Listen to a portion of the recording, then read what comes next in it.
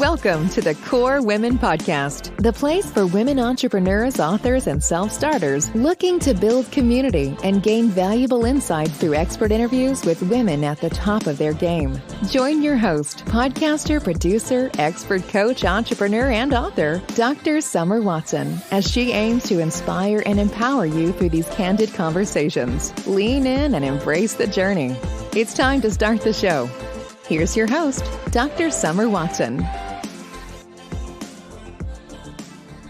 Today on the show, I'd like to welcome Lisa Campion, who is the author of the #1 best-selling book, The Art of Psychic Reiki. And she recently released her new book, Energy Healing for Empaths. Lisa is a psychic counselor and Reiki master teacher with over 25 years of experience. Lisa has been teaching Reiki for over 20 years. She has trained more than 1,000 people in Reiki and has conducted more than 15,000 individual sessions. We have a great deal to talk about. So let's dive right into this, Lisa, and welcome. Thanks, Summer. Thank you so much for having me on your show. Super happy to be here. Thank you for being here. Wow is all I have to say. You have an incredible professional history. But before we take a deep dive into your professional history, can you give us a glance into your personal journey, where you grew up, and how some of these interests may have contributed to your professional passions? Well, it is an interesting story. So mostly I work as a psychic. I train empaths, energy healers, psychics, empaths, and sensitive people to really step in their gifts because I didn't have that. So I grew up in the 70s and 80s, just outside Boston. And I was one of those I see dead people kids, and was seeing auras around people. I was having all kinds of psychic experiences and empathic experience. But of course, back then, no one was talking about that. There were no books in the library about it. There was no new age bookstores, no psychics on TV, no internet. I mean, there was nothing. And there was just me trying to pretend to be normal in public. And, back then, if you saw angels and talked to Zen Uncle Fred, they put you in a psychiatric facility, Yeah. And I remember just knowing, even when I was little, I'm like, I have to pretend to be normal. So nothing, so that I'm okay. Nothing bad happens to me. And in the meantime, I'm trying my best to figure out what's going on. Why, I'd wake up in the middle of the night and I called them the gray people, to see these gray people standing around my bed and talking to me, and nobody else saw them. And I was like, am I crazy? What's going on? And so I spent the first 20 years of my life trying to figure out what was happening, how to turn it off, what to do about it. And I remember going to the movie theater to see the movie Poltergeist. Remember when that came out? Yes, I absolutely do. Because I was a 70s, 80s kid as well. Right. So I'm sitting in the movie theater and there's this professional psychic there in the movie. And I was like, oh my God, that's the thing. You can do that. I'm going to do that. That's what I'm going to do. I was I don't know, 12 or 13. And that was the moment I decided you can do that. You can be that. That's the thing. And then she gave this little paragraph on what happens when you die and why some people get stuck and how you move them on. And I was like, oh my God, somebody knows something and I got so excited. So yeah. I've been spending the rest of my life trying to refine those skills and then help other people. I wrote the book that I wanted to find in the library that wasn't there. I became the teacher that I wanted, the mentor, the teacher that I wanted to have that, so I train people on all levels of psychic development and all levels of energy healing. And I work with people who feel called to be a healer. A lot of us do, these days. And it seems to me like people's psychic abilities are popping open like crazy. And I don't want people to have to suffer and feel like they're crazy and be alone the way that I did. Yeah. So that's sort of the short answer. Well, thank you for that. So I'm kind of going to go off script here because it's interesting how you were able to actually maintain and live a functioning life without being able to connect with anybody on that same level.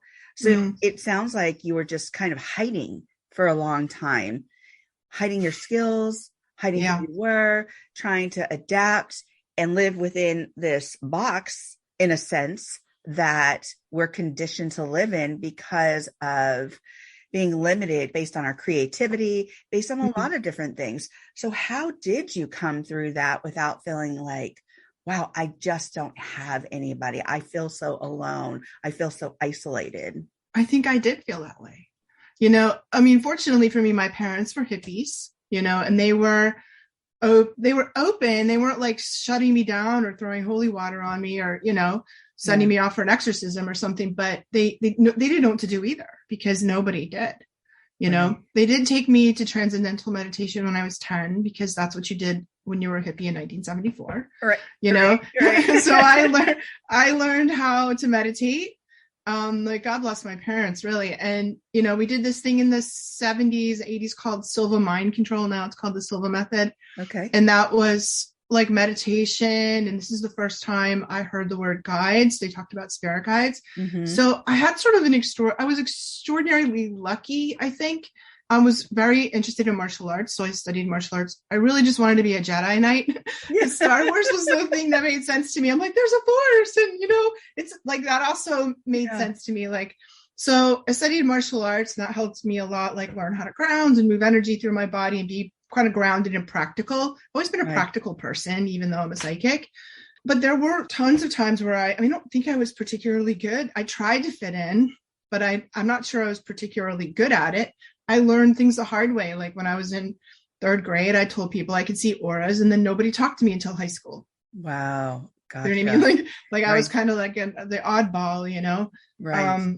I don't know. So many people have that experience as kids. And you just muddle through as best you can. I'm lucky that I had a loving family, loving supportive family who really showed up for me, even though they didn't know what to do either. Right. And then I got to college, and it was 80s. It was 1982 when I went to college. And then all of a sudden it was the dawn of the new age.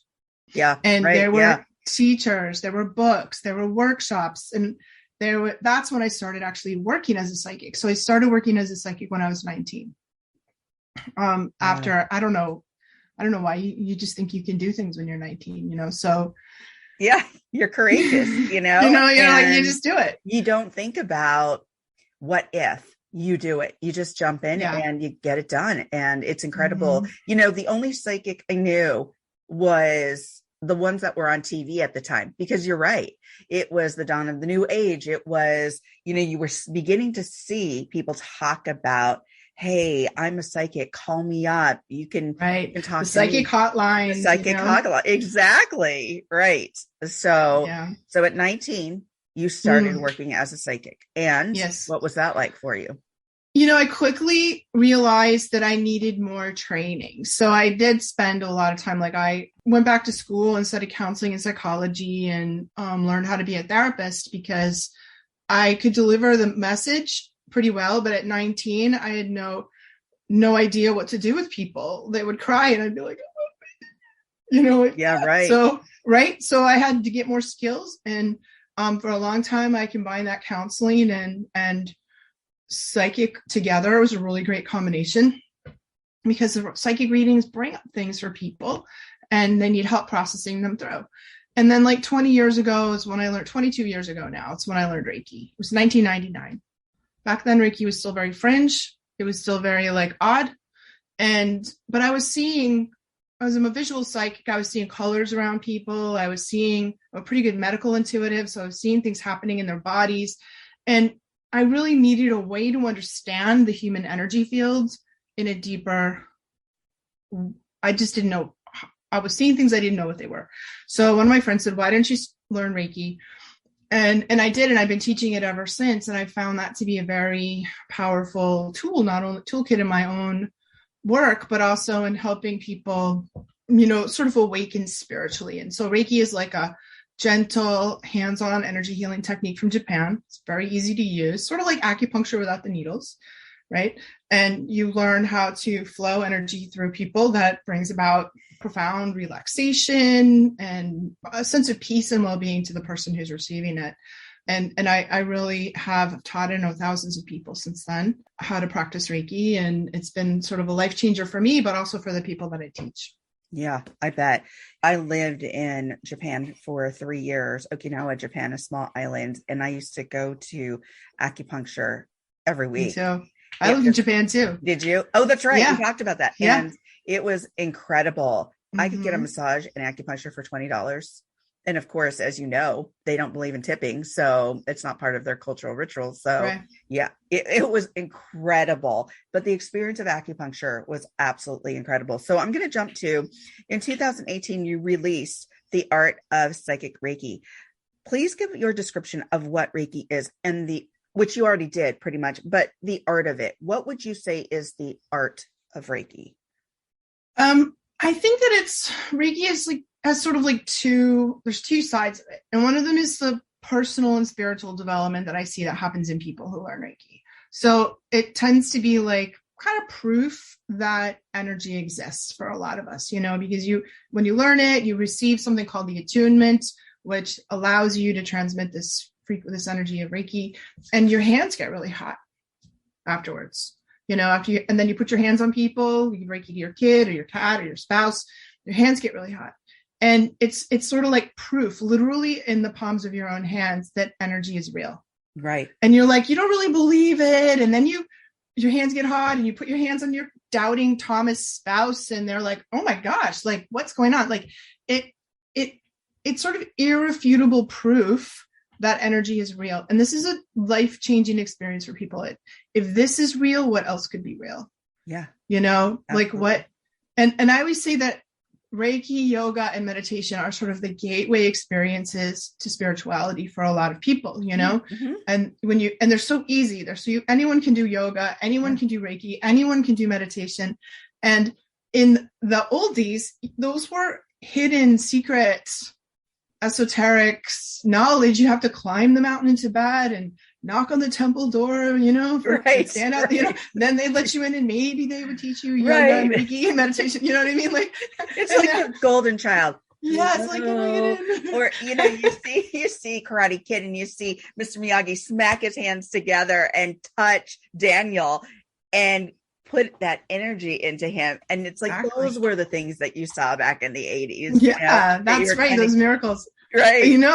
And then here we are where those things are on every street corner, right. Literally, like anywhere in the country, there's yoga and Reiki and meditation, right. pretty much and martial arts too, all over. And I think that's beautiful. So there's sort of the internal spiritual growth that happens when people learn Reiki. It also, when we do Reiki on ourselves or other people, it's a healing modality. So it has, here in Boston, I live I live in Rhode Island, but it's like an hour from Boston. And in all the big city hospitals in Boston, which are arguably some of the best in the entire world. Absolutely. Okay. Yeah. They have full-time Reiki staff all the time. You go to Dana-Farber to get cancer treatments. You get Reiki while you're receiving your chemotherapy. Any of those big city, they have like 20 full-time Reiki staff inside the hospital as part of their complementary and alternative medicine units, because it works. Yeah. Because there's been a lot of scientific research that shows that Reiki mitigates the effects of chemotherapy, that Reiki helps with pain management. So it's used in pain management, pain clinics all over the world as a non-narcotic pain, which is a big problem. People have relief. It's incredibly powerful for depression and anxiety. Again, non-narcotic. It helps clear out our emotional stuff, reduce pain, reduce inflammation. It has, very studied, very proven benefits that anyone can do, anyone can learn. I've been teaching nurses Reiki for 20 years, and now sometimes I teach physicians. Wow, that is fantastic. Not only is it non-narcotic, but is non-invasive. Right. And so those two aspects alone are incredibly important. And here is an option for people maybe suffering with some type of addiction who can't really do the narcotics. And so it's fantastic that it is a non-invasive, non-narcotic treatment option. So let's jump into, you've treated 15,000 individuals. You've explained how Reiki can be of support to your wellness and in several different ways can impact your life in a positive way. So let's jump into now. In February of 2021, you released Energy Healing for Empaths, How to Protect Yourself from Energy Vampires, Honor Your Boundaries, and Build Healthier Relationships. This sounds like a book we all need. Tell us about this book.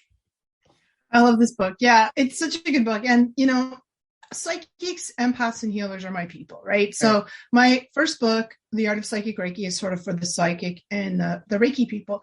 I really wanted to write a book for the empaths, for the sensitives. So many people are waking up to the idea that they're an empath. So I'm like, oh my God, I'm an empath. And what is even an empath? So empaths are highly sensitive people. So in the 90s, Dr. Elaine Aron sort of coined the term highly sensitive person, right? Mm-hmm. She was a psychologist and she really brought that, God bless her, she really brought that language to the people in the 90s. And I see it more as a spiritual gift. I mean, it is sort of a psychological thing, but it's a little deeper than that too. But empaths are so sensitive that we feel other people's feelings as if they're our own. We're like the psychic sponges. So we absorb the energy, the physical symptoms, and the emotion of the people that we're around. And we feel it as if it's our feeling. Right. So the first time I knew I was an empath, I was in college. It was 1982. So that was the year I went to college. And I went to a huge state school. I went to UMass Amherst, giant school. Yeah. And I went in there and I went to a party. It was like a house party. I was excited. I'm like, I'm going to a party, college parties, right? Sure. I'm feeling great. It's a Friday night. I get in, it's in somebody's house. I get in there and I sit down next to this guy who's like a country music song. He's like, girlfriend dumped him, and he's failing out of school, and he's like crying into his beer. And I sat next to him. He's telling me his story because everybody always will stop you anywhere and tell you their whole life story. If you're an empath, by the way. Sure. Or a psychologist. Because most empaths become psychologists because that's, we do. Mm. So all of a sudden I'm like, oh, I'm feeling so depressed. I'm feeling like I can't leave this party. I'm like instantly like suicidally depressed. And I don't know why, because 5 minutes ago I was fine. And I was like, what is wrong with me? I'm mental. There's something wrong. I've got to leave. So I get up and leave. And I just turn around. It was just sort of like that moment where things change for you, where I turn around and I look through the window and he's still sitting there crying into his beer. And all of a sudden I feel fine again. And in that moment I was like, oh, it's not me. There's some transference going on. It's not me. It's him. I'm picking up his energy. Yeah. And there was no language for this. There was no word. Empath. I just knew that's what was going on. And I was like, I've got to figure out how to stop being a sponge, because until we figure out how to stop being a sponge, we feel like we're crazy. We feel like we're like a raw nerve out in the world. We can't cope really with crowds or conflict or, it's a big, scary world out there for an empath. Right. Let me jump in here for a second, because as somebody in psychology, a lot of times we call those shared emotions, right? And so if you're feeling these things or you're impacted by these things, it's going to be really difficult to separate yourself from that emotion. You're going to be overwhelmed by it. So I think you're going to jump into this and how you can actually start separating from what are your emotions versus what are somebody else's, and how can you help somebody? Right. Yeah, exactly. And that's sort of the first thing we ask is this mine? Right. That's the first question when you feel overwhelmed, overloaded. And it can be hard to tell because empaths in general are very emotional people too. So we tend to have our own rich emotional landscape, our own deep feelers. So is this mine? And then if you know it's not yours, you can begin because I'm an energy healer, I could really see that someone who is an empath literally is like a sponge. Their energy field is spongy and porous, and you don't have a good boundary, an energetic boundary around them. And non-empathic peoples, let's just go with the assumption we all have this energy called an energy field that surrounds us. It's like our life force energy that's like your aura that extends out beyond you. And a non-empathic person has a boundary on the edge of their energy field that's more like your skin, or it's more like it's like a strong boundary. So those people have this felt sense of, this is me and that's the world. And I might see that you're sad, but I might feel sympathy for the fact that you're sad, but I'm not getting the energy wash of that through me. Right. Yeah. So what I do is I teach people how to learn how to set an energetic boundary, how to solid up this outer edge of their energy field. And once you solid it up, all of a sudden you can make it through Costco. Right. You can make it through. Those big box stores tend to be very difficult. Now we're coming into the holidays. The holidays are super hard for empaths. So how do we manage shopping or the mall or concerts or things like that where we have to be around? If you have a boundary and you learn how to clear the energy. So clearing the energy is like squeezing the sponge. So how do you clear the energy you pick up from people? And how do we stay more grounded? Those are the things that empaths need to know. And one night, they're simple. I use like really, really simple breathing and visualization, sort of like a guided meditation. I can teach it to people in 5 minutes. And then all of a sudden you can get through high school, work with a lot of younger people who find it, super difficult to manage life. Right. In a high school, if you're an empath, can you imagine? Holy Lord, Yeah. Or because we're drawn to helping and healing. So on the good side of things, it's like those skills are a gift that you're meant to help people with. So it's like having a built-in MRI X-ray machine. They're diagnostic tools so that we know how other people are feeling, even when they can't explain it to us. So empaths make great therapists, teachers, working with little children, animals, elderly people. We're incredible therapists. We're incredible helpers. We want to do that. And we need to know these energy management skills so that we can do that without the world taking a bite out of us. Right. Or assuming all these other people's issues in such that it's just overwhelming you. Yeah. And absolutely. As you said, you can walk through those big box stores, or you can go into a party like you did when you were younger and be like, wow, this is imposing upon me in a way that I don't even know what this is yet. I don't even know where this is coming from. So now you've got tools to be able to, one, identify, and then also help you work with that empathic energy that you have, because you don't have to. What I'm hearing is you don't have to push it away or say, go away, or not really lean into that. It's more like you have these, recognize that. And now that you are aware, here are the tools to help you with that. That's right. So that's awesome. I love that. Can you just quickly give us a snapshot of what an energy vampire is? I love that about your title. Sure. Well, we've all experienced that. I mean, Everybody who's listening and watching knows that you've just been around somebody that just sucks the life out of you. Like they're that friend you have, or the coworker or family member. You get off with the phone with them, or you spend a few minutes and you're like, literally have to go lie down and take a nap after you're, Yes. Yes, like, oh. I get that. And it's just those people who just suck the life out of you. Yeah. They really will, it can be your life force energy. It can be your emotional energy. It can be your time, your attention, your money, the gas in your car, the food in your fridge. They're takers, and there are some people that are natural givers, and the empaths and the healers and the sensitive of the world tend to be natural givers. And we go into kind of a polarized relationship with the takers. And there's nothing wrong with taking and giving if it's sort of reciprocal. We are sometimes we need to give, sometimes we need to take. There's that reciprocal thing, but energy vampires are always on the take. And we could call them narcissists. There's a lot of different words for them. And there's a few different kinds of energy vampires. There's sort of narcissistic ones that I call the predatory vampires. They're quite dangerous. They're like the psychopaths, of the world. There's victim vampires. They don't necessarily they don't wake up in the morning and say, how can I suck the life out of Summer today? But they're just like, it's just their nature to be like sort of needy, right? Right. they're situational energy vampires. Like we all fall on hard times. We all fall into times when we're not on our best and things are happening to us. Many of us have been through that in the past couple of years where we just need a lot, right? And hopefully we fight ourselves. And then the other kind is the empaths out there who get so drained that they're, like how it's sort of like the mythology of vampires. How do vampires create other vampires? They drain the life out of somebody to the point where now that person is a vampire.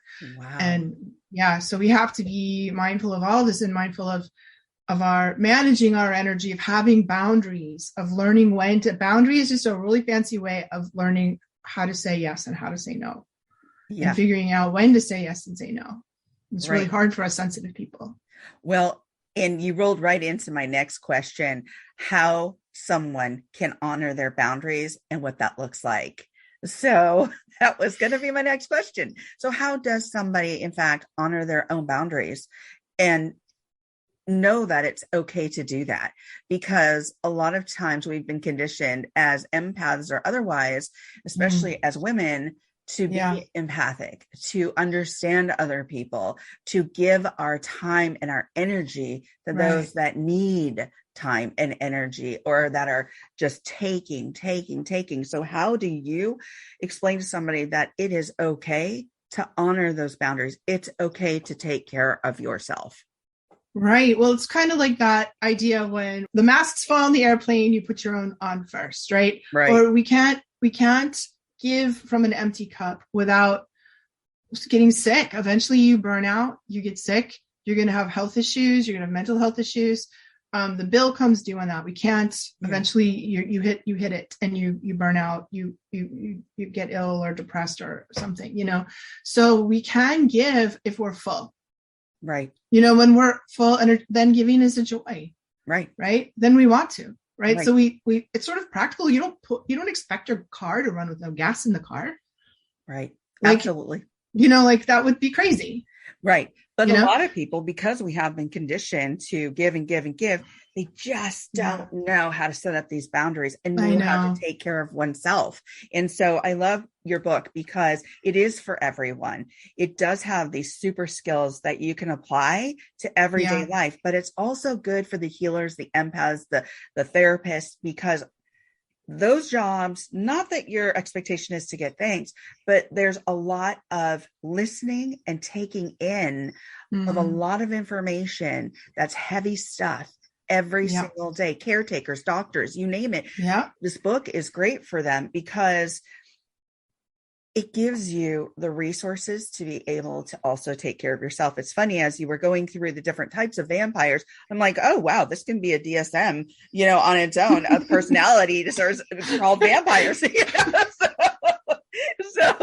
I'm doing these correlations in my brain going, oh, I see this. I really see this. So anyway, it has been so great to talk to you. So as we come to the close of the interview, my last question is always, if you were to leave the listeners with some words of wisdom, what would they be? I think it's to really, if you're one of those people, the sensitive, the psychics, is to really accept that about yourself. I want you all to honor who you truly are, what your nature is, and understand that if you get skilled up a little bit, my mission in life is to create an army of healers, because I think the world needs saving right about now. And there's so many people who are waking up, they're having psychic awakenings, or they're understanding they're an empath, or they're feeling called to that. And if you are, first of all, those things are beautiful, wonderful gifts, and we can't really access them fully until we get some training and some help. So I think sensitives are very underrated. A lot of times people tell you there's something wrong with you. You're too sensitive. And I want to tell you that's not true. That's not true. If the world was run by empaths, we'd have no war. We'd have nobody starving to death. We'd be solving all the problems because we would be putting this priority on people. Right. So that's a beautiful gift. It's really, really needed in the world right now. And I just want to honor everyone's beautiful heart and beautiful soul who feel like they're sensitive. Thank you. Thank you, Lisa, for joining me on the Core Women podcast today. Thank you, Summer. It was beautiful. Thank you. You can connect and follow Lisa Campion on Facebook, Instagram, Twitter, YouTube, and LinkedIn. You can also check out her website at lisacampion.com, and you can purchase her book, Energy Healing for Empaths, at Amazon and other online retailers. Thank you for joining us on the Core Women Podcast with Dr. Summer Watson. We're so glad you're here and would love to connect more with you. Find us on Instagram, Facebook, and YouTube at Core Women, and on Twitter at Core Women 1. For more about Core Women and Dr. Watson, visit corewomen.com. Want more support and resources for amazing women like you? Great! Join Dr. Watson and Jen Fontanilla at the Life, Love, and Money Collective, a Core Women production that aids in understanding the key traits that might be getting in the way of living a life that you are absolutely passionate about. Connect with Summer and Jen and find out more at thelifeloveandmoney.com.